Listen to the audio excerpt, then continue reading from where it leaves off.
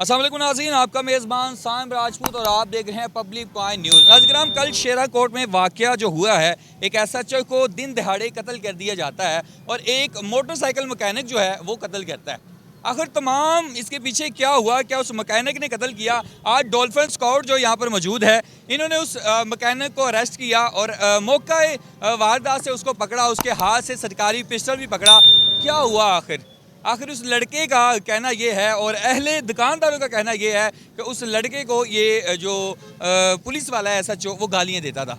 आखिर क्या हुआ, आए आपको मैं दिखाता हूँ कि ये स्क्वाड यहाँ पे खड़ा हुआ है और यहाँ पे अभी भी देखें कि लोगों को रोका जा रहा है और रोकने के बाद अगर पीछे आप देख सकें लोगों को रोका जाता है और रोकने के बाद यहाँ पर भी चेकिंग की जा रही है। आखिर क्या हुआ, आए उनसे बात करते हैं और जानते हैं कि कल के हवाले से कैसे अरेस्ट किए गए, कैसे उस बंदे को पकड़ा, क्या उसके हाथ में था, क्या आए बात करते हैं।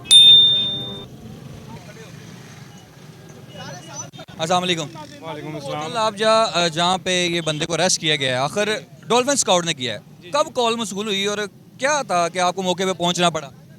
हम रूटीन के मुताबिक अपनी स्नैप चेकिंग कर रहे थे इसी पॉइंट पर, तो हमें फायरिंग की आवाज़ इस जानब से सुनाई दी है और हमने देखा तो सामने चिबारे से नज़र आ रहा था एक जो है ना एक कस स्ट्रेट फायरिंग कर रहा है सेकंड फ्लोर से फर्स्ट फ्लोर की तरफ।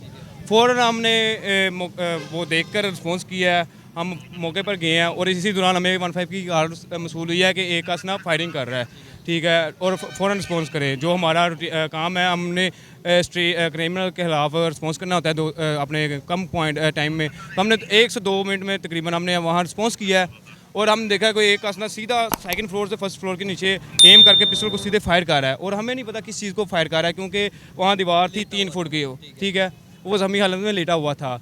तो इसी दौरान हमने अपनी जो है टैक्टिक्स का उसका इस्तेमाल करते हुए, ठीक है, और कार्डन किया एरिया को। पहले आपने गन पकड़ी है, उस गन में कितनी बुलेट रह गई थी?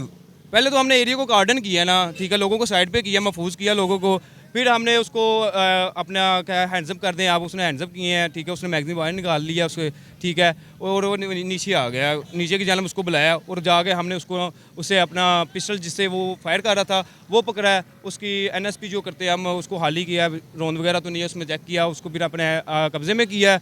उसके बाद हमने जब ऊपर जाके देखा तो देखा कि एक का जो है ना लेटा हुआ है ज़ख्मी हालत में। कितनी गोलियां भाई रह गई थी उस पिस्टल में? जो है वो बकौल उसके जब उसका हमने पूछा है तो कह जब हमने चेक किया तो उसमें से रोंद साले उसने फिनिश किए हुए थे, और भी होती तो वो चला देता। उसने पहले एक कहा है कि मैंने एक मैगजीन खाली कर दी है और अब ये मैगजीन और तीसरी मैगजीन अंदर पड़ी थी, वो जो चेक किया उसके अंदर अभी 10 रोंद थे, तीसरी मैगजीन कह रहा था मैं वो लेने जा रहा था, आप ना आते तो।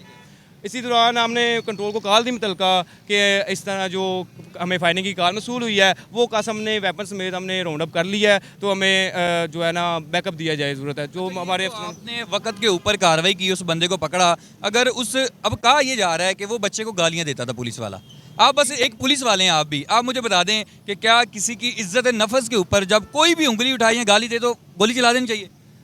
फर्स्ट ऑफ ऑल ये है कि इस बात की अभी जो अफसरान वाला जो इन्वेस्टिगेशन टीम है वो इन्वेस्टिगेट कर रही है कि गालियों गलोच से ये मामला हुए हैं या कोई और मामला है, ठीक है। इसको अफसरान वाला जो इन्वेस्टिगेशन टीम है इसको जब इन्वेस्टिगेशन हो जाएगी तो पता चल जाएगा क्या मामला थे।